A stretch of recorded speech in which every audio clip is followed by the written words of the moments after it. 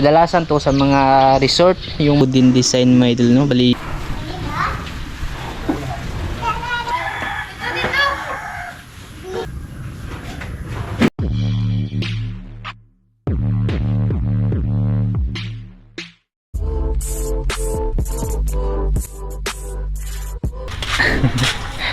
magandang umaga. Ayan, good morning po sa inyo lahat dyan mga idol, no? Isang maulan. Puti na nga ngayon ay ambon na lang. Kaninang umaga malakas yung ulan mga idol, no? Maulan na linggo sa ating lahat dyan. Bali, hindi na po muna kami nakapunta dun sa sa patong, sa bundok ba, kasi nga umulan kanina mga idol. Tsaka rin po ngayon, linggo. Pahinga muna kami. Bukas ko na lang puntahan ulit yun. Na secure ko naman yung yung simento doon, nilagay ko sa gitna. Tapos nalagyan ko na rin ng bubong yung kabila ba, yung kulang. Hindi na mababasa yun. Tsaka tinakpan ko rin ng yero. Di pala mga idol, no? Habang nagpapahinga kami andito sa bahay, siyempre hindi talaga tayo magpahinga. Ganyan naman talaga mga idol. Yung magpahinga nga sa ibang trabaho, pero dito sa bahay ay may ginagawa pa rin. Si Maika naglaba kasi dami na naming labahin. Ilang araw na din kaming pabalik-balik doon, mga isang linggo na. Di tambak na 3 basket yung labahin, tapos mano-mano lang. Tsaka ako naman dito ay may ginagawa din po ako mga idol. Imposibleng walang magawa. Ito po yung ginagawa ko mga idol, ipasilip ko na din po sa inyo doon, no? Baka sakaling may magka-interest din na maggawa ng ganito ba. Ako nakita ko lang to sa YouTube mga idol, video sa YouTube ba, yung mga reelings ng kadalasan yung ganito, no? Naikwento ko na to sa inyo eh. Kadalasan to sa mga resort, yung mga may pool area ba, kumbaga may wooden design. Pero gusto kong nainganyo kasi ako sa forma niya, maganda siya mga idol, tingnan, no? Gusto kong i-apply sa ginawa nga nating extension na terrace. Ito na talaga yung pinaka terrace, yun na nga. Yan, nilagyan ko siya mga idol. Bali, imbis na natural lang na design yung ginawa natin, ay nagpakahirap tayo. Ganyan naman talaga mga idol, magpapakahirap. Merong madaling design ay gagawa talaga ng paraan para mahirapan. Ay, matagal din siya gawin mga idol, no? Bali, yun na nga, kagaya ng sinabi ko nung una, yung poste na kahoy ginawa nating simento. Yan, poste yan, yung iskola, yung tuntunado na yan mga idol, yung poste na yan, kahoy yan sa gitna, no? Bali, pinastiran ko lang sa gitna mga idol para maging simento. Tapos itong ginawa natin, imbis na solid siya na simento, ay ginawa nating kahoy. Baliktaran talaga ito yung design niya mga idol. Para siyang may pagka wooden design mga idol, no? Bali, maproseso din siya. Nakita ko lang to talaga sa nakita ko lang to sa YouTube at tinignan ko lang kung paano gawin. Tapos yung mga pala nito, sangkap, dapat espiso na simento. Yan yung gamit ko mga idol. Puro talaga na simento, yung kulay green. Yung mga crack niya, okay lang yan, papahiran niya ng basa na simento ulit mga idol. Yan, ganyan talaga yung basta puro mga idol, kahit sa sahig ilagay. Bali, yan na po yung design. Tapos pag sakaling natapos to, pipinturahan natin ng chocolate brown para magmukha talaga siyang kahoy. Pinataka-taka ko lang to mga idol, no? Yan may mga globe na parang talaga siya ba, yung tugas. Ang ganda din siya tingnan sa malayo mga idol, no? Tapos dito nga kinontinue ko to. Ito yung nagawa ko na kanina, basa pa siya. Yung magpapakinis pala nito ay lang mga idol, i-share ko lang din po ito sa inyo, at least baka sakaling maggawa kayo ng yung mga bahay. Kasi yung framing na ginawa ko dito mga idol, bago ko lagyan ng simento, yung number 10 na bakal, tapos may siya, may stirrup na 9 paikot yan doon mga idol, nung winilding ko. Tapos yun na nga, bago ko lagyan ng tsaka ito pala, kita ko to sa inyo mga idol, yan yung bakal, tapos binalot ko siya nung nung pang ayag mga idol, pag nagpapalitada ka para maging pino yung buhangin. Ito yung ginamit ko, binalot ko, kasi pag puro lang na bakal, hindi kakapit, mahuhulog. Ito muna yung lalagay bago ka mag finish na ganito na siya mga idol. para kapit ng kapit talaga. Tapos yung magpapasmooth naman ito, yan may mga crack, pero pag napahiran yan ng paulit-ulit mga idol sa ano, sa sponge lang yung gamit ko, kasi pag kinamay ay sigurado tunaw yung ano mga idol, tunaw talaga yung mga kalyo mo, kasi puro to, napakatapang na simento nito mga idol, walang halo tong buhangin. Trinay ko din siya na lagyan ng buhangin, pero nag-aano siya, nagka-crack yung grano niya, hindi siya smooth mga idol, no? Kaya nag-decide ako na ano na lang, yung puro na talaga na simento yung ilalagay para makapag-finish tayo na maging ano siya, yung design talaga niya, yung grano niya mga idol ba, maging pino talaga. And ganyan lang, pabalutan mo lang siya, tapos pag medyo tuyo na, papahiran mo ng sponge. Paulit-ulit lang to mga idol hanggang sa lumabas yung design. Itong mga design na to, yung mga groove, ako na yung naglagay. Pinanyanan ko lang mga idol sa daliri ko mga idol. Pag ano siya, pag basa pa siya. Pero pag natuyo na to, hindi mo na malalagyan ng design to mga idol, kasi maano na siya, matigas. Madali lang din siyang matuyo kasi nga puro. At least kahit paano may design, no? Maiba yung design ng bahay natin mga idol. Sariling plano, kumbaga kung ano yung maisip ko na ano mga idol, na makita ko na parang maganda siya, ina-apply ko, no? At least kahit paano ay ano siya, makita din natin kung ano yung result, no? Tapos dito din sa baba, bali yung pinaka-railing siya dito sa sandalan, may ano, may kahoy din mga idol, parang kahoy lang din talaga na kinapit, no? Paikot yan dun. Tapos ito, dagdagan ko to mga idol kasi medyo maliit yung upuan. Bali, upuan to mga idol, no?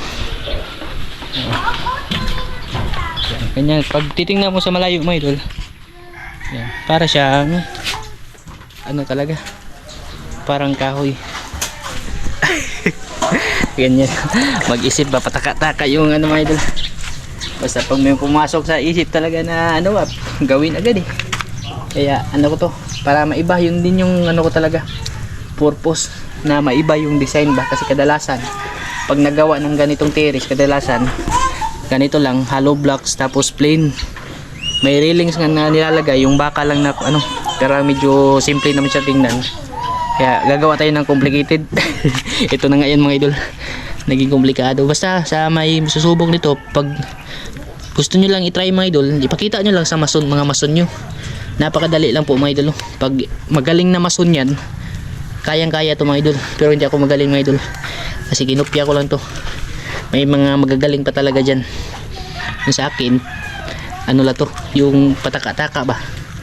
Kung baga mga idol, kung ano lang siya, yung kung ano sa tingin ko yung maganda. Baka yung iba ba hindi gusto. Ginawa ko to kasi para ano din siya, hindi masakit pag sinandalan. Pwede lang naman ganito lang din. Yan, no? Pwede na to, hindi nalagyan ng ano mga ito. Pero pag sinandalan mo siya, yan, matulis, matalas siya mga ito, masakit sa likod. Kaya maglalaan ka talaga ng oras para mag ano siya, mag smooth, kasi matagal din talaga siya mga ito, no? Kumbaga nga oras, araw din yung papalipasin bago mo makuha yung pinaka ano talaga. Kumbaga nga finishing touches talaga mga idol. Yan. Ganito lang po mga idol, pag ano siya, medyo tuyo na, pahira ng sponge lang. Pwede din po kayong mag ano, pwede din po kayong mag gloves para hindi kayo masyadong ma-expose sa simento, no? Para hindi magkasugat-sugat yung kamay mo, kasi pag ganitong klaseng simento, sigurado yan mga idol, puro kasi siya mga idol, walang halo ba, kumbaga matapang siya mga idol. Ganyan lang po mga idol, paulit-ulit lang yung gagawin, tapal, tapos pag natuyo, finish. Pero lagyan nyo yung ano, lagyan nyo ng kaunting mga design ba, para pag magmuka siya kunwari na ano, na kahoy. Pag napinturahan, pakita ko sa inyo mga idol, no? Pag napinturahan na to, pero hindi ako marunong talaga magpintura, patakaan na lang natin ng ano to, ng pamintura mga idol. Pakita ko sa inyo kung ano yung kalalabasan nito pag sakaling ano, pag napinturahan na to. Basta maganda siya tingnan mga idol, maganda siya. Kaya nga nainganyo ako na i-apply dito sa bahay natin, para at least kahit paano yung nakita ko dun sa YouTube ay nakita ko na din sa ano mga idol, sa bahay natin, no? Yan. apply lang. Dapat magaan din yung kamay mo, tapos pasensyoso ka ba kasi pag ganito, pag binigla-bigla magka-crack din siya mga idol. Kaya para lang din na ano, para ka lang din nagpapalitada. Pero mas mas mahirap kasi matagal siya mga idol, no? Paulit-ulit kasi gagawin mga idol. Tapos dito naman sa baba. Yan. Siding dito.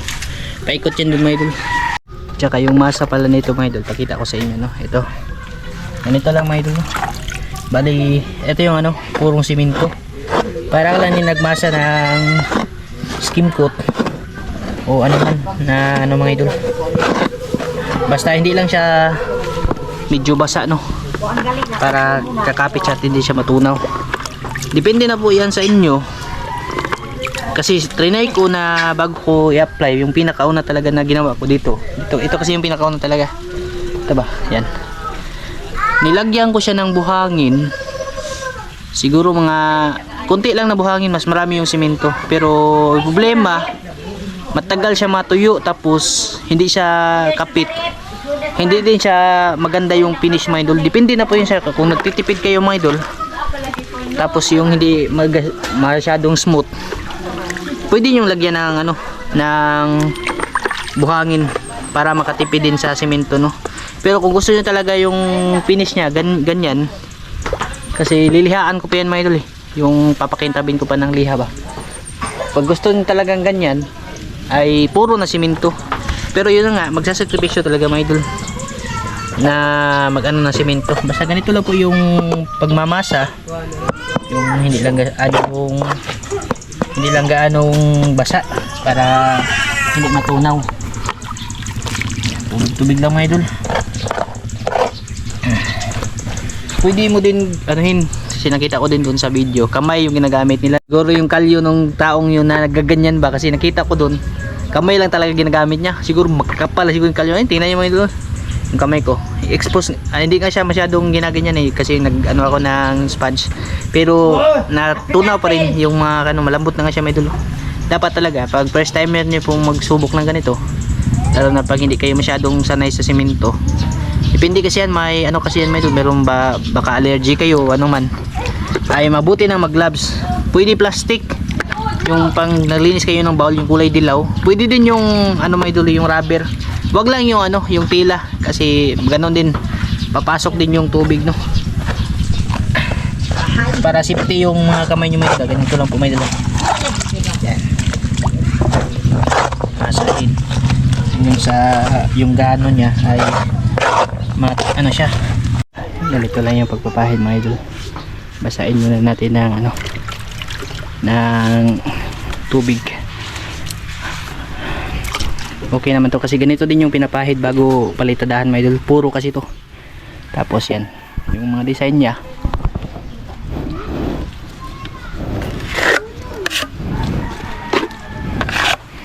Ayun. Oh.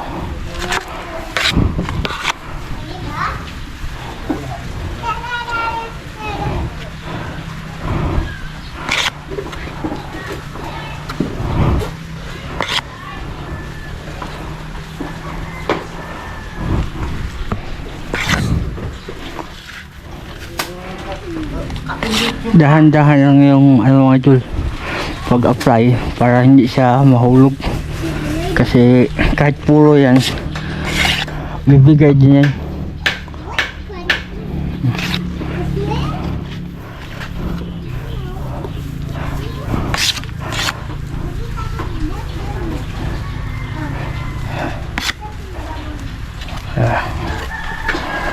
Tapos dito ay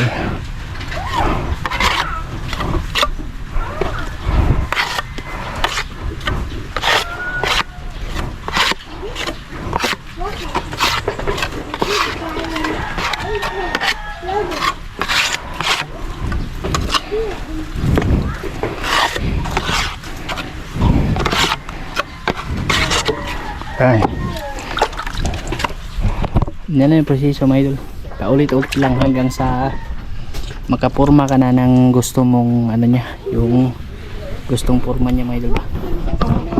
Basta dahan-dahan lang talaga, hindi mo kasi ito pwedeng mabigla mga idol Pag paulit-ulit mo namang binalik-balikan yung area na makapal, ay magkukulap yan.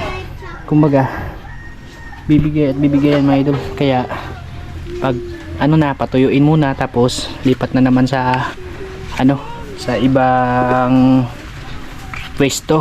Yan, ganyan lang mga idol.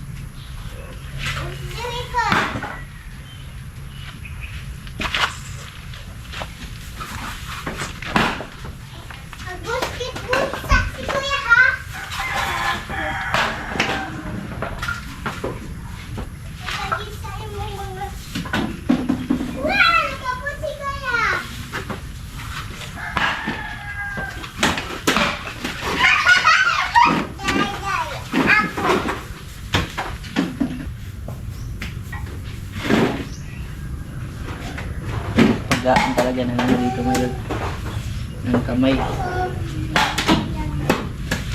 So, pwedeng ano, biglain kasi kukulaps.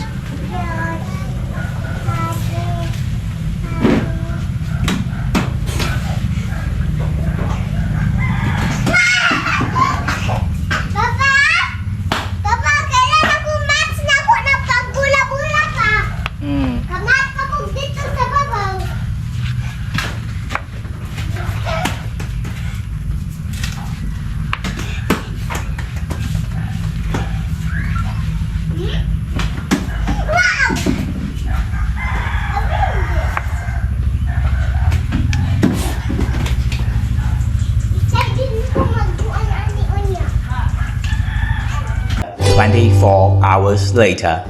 Idol, magandang umaga pala sa inyong lahat dyan, no?